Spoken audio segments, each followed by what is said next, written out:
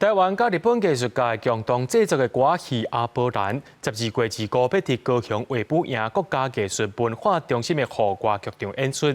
不过受到疫情影响，无同国家又搁无同剧团的合作，有影是真拼。即阵这出戏也当咧加强排练。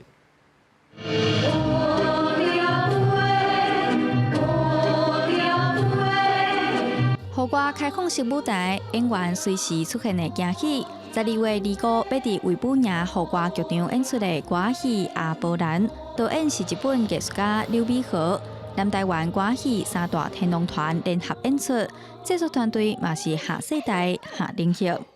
我们晚上可以看到一点影像吗？要很晚，我知道，就是等天黑之后。阿波兰用蓝灰的商业化来反思人类对水的观点。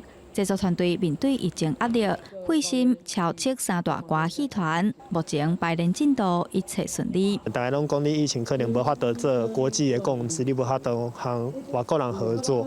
毋过你有心，你有时间来伴暖你的感情，其实做会到。下国制作的变动成员，离正式演出剩无一礼拜，导演也因为家庭因素提早返去日本。制作人陈汉清表示，上困难的挑战，团队拢解决了，会全力排演，时到邀请观众做伙来看戏。记者杨淑静、夏桂林高雄报道。